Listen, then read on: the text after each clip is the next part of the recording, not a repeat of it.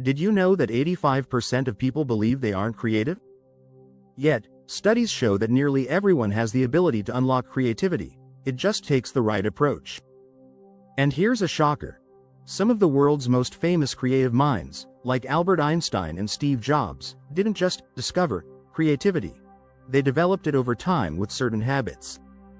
In this video, we're going to uncover the real secret behind why some people seem naturally creative and, more importantly, how you can tap into that same creative power. Forget the myth that creativity is only for a lucky few. The truth is, you can train your brain to be more creative with simple, practical strategies.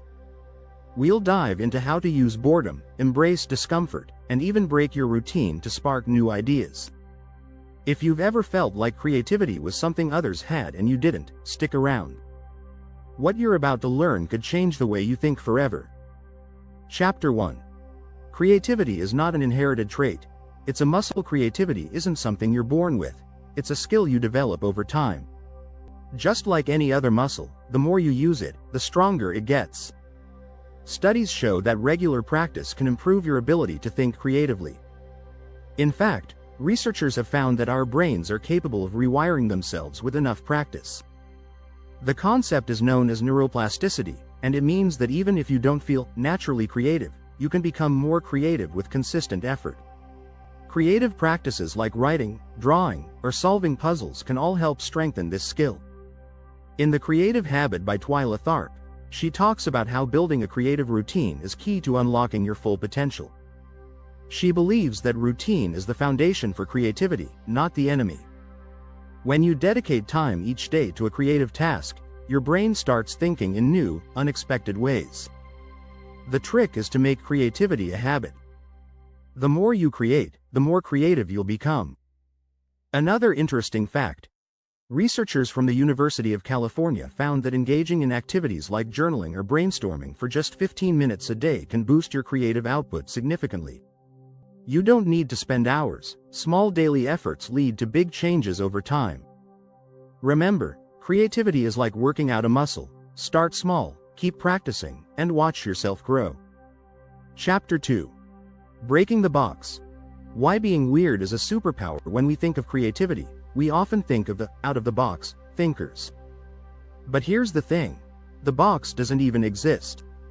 The most creative people often embrace their quirks, their weird ideas, and their non-traditional approaches.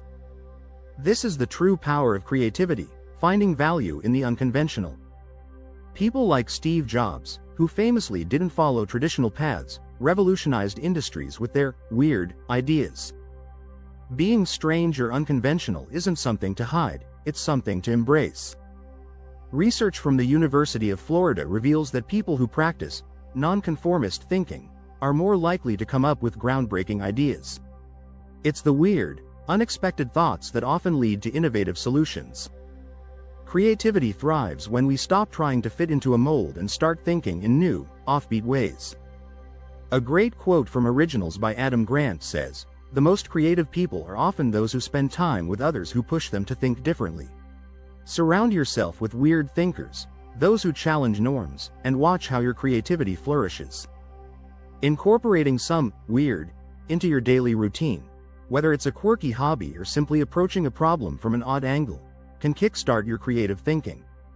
The best ideas often start with the strangest ones. Chapter 3. The boredom secret. Unlocking ideas by doing nothing. It may sound counterproductive, but sometimes, the best way to get creative is to do absolutely nothing. Studies show that our brains are highly active when we allow ourselves to be bored. In fact, when we're bored, our minds wander and make connections we might never have thought of while distracted. Research from the University of California found that boredom triggers our default mode network, the part of the brain responsible for creativity and problem solving. This is the state of mind where unexpected ideas often surface. So, instead of filling every moment with activity, give yourself permission to be bored. That's where the magic happens. In The Shallows, Nicholas Carr explains how constant multitasking and digital distractions prevent us from truly engaging in deep thinking. But when you take time to just sit and let your mind wander, new creative ideas begin to emerge. Boredom is also the perfect environment for daydreaming, which has been linked to improved problem-solving skills. It's in these moments of doing nothing that you can often come up with your next big idea. So, next time you find yourself bored, don't worry, it might be the best thing for your creativity. If you're enjoying these tips on unlocking your creativity, don't forget to hit the subscribe button and ring the bell for more content like this. Chapter 4. The Power of Daydreaming. How to steal ideas from your imagination. Daydreaming might be viewed as a waste of time, but science tells us otherwise. In fact, when you let your mind drift into fantasy, you might just stumble upon some of your best ideas. Psychologist Dr. Jerome L. Singer, a pioneer in daydreaming research, found that daydreams often allow people to solve problems, spark creativity, and develop new ideas. Our brains are wired to make connections when we daydream. The random nature of daydreaming often leads to the merging of unrelated thoughts, which is where creative breakthroughs happen.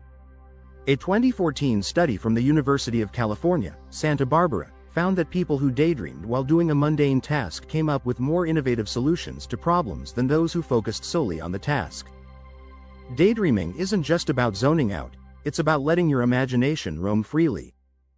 In The Creative Brain by Dr. Nancy Andreessen, she explains how the brain uses daydreaming to help in cognitive processing, making links between ideas we wouldn't normally connect. The next time you catch yourself zoning out, don't feel guilty. Embrace the moment, and let your imagination do the heavy lifting. In fact, some of the world's greatest inventions came from daydreams. The telephone, the airplane, and even the concept of gravity were all products of daydreaming minds. Chapter 5. The 30-Minute Chaos Challenge. Why creativity thrives in disorder. Routine is essential for creativity, but so is chaos. Sometimes, creativity thrives in environments where things are unpredictable and messy. A 2016 study published in Psychological Science showed that people who worked in a messy environment were more creative than those in a tidy one. This doesn't mean you should live in complete disarray, but shaking things up can help your brain break free from conventional thought. One way to embrace chaos is to set aside 30 minutes a day to disrupt your routine. Try doing something completely out of the ordinary. Take a different route to work, rearrange your desk, or pick up a new hobby. These small changes can activate your brain in new ways, encouraging creative thinking. The famous artist Pablo Picasso once said, "Every act of creation is first an act of destruction." Sometimes, in order to create something new, you have to destroy the old. By introducing small elements of chaos, you can spark the creative process in surprising ways. The power of chaos is in the unpredictability. It forces your brain to adapt and think differently, which is exactly what you need to unlock new ideas. Try disrupting your routine. 30 minutes of chaos might just lead to your next creative breakthrough. Chapter 6. Mastering the Art of Creative Discomfort. Why being uncomfortable leads to innovation. Innovation rarely comes from a place of comfort. In fact, the most creative ideas are born from discomfort. Stepping out of your comfort zone pushes you to think differently and solve problems in new ways. A 2018 study published in Psychological Science revealed that people who engage in activities that challenge their comfort zone, like learning a new skill or facing fears, show increased creative abilities. Being uncomfortable forces your brain to adapt and find solutions in unfamiliar territory. In The War of Art, Stephen Pressfield discusses how resistance often presents itself in the form of fear and discomfort, but overcoming that resistance is where true creative growth happens. When you push yourself into uncomfortable situations, your creativity is forced to expand and evolve. Getting comfortable with discomfort isn't easy, but it's a powerful tool for innovation. Whether it's tackling a new project at work or trying something totally new, these uncomfortable moments are what lead to real breakthroughs. When you challenge yourself, you force your brain to think differently. Creativity doesn't happen when you're cozy, it happens when you're stretched, challenged, and out of your comfort zone. Make sure to subscribe and hit the notification bell if you don't want to miss more tips on becoming your most creative self. See you in the next video.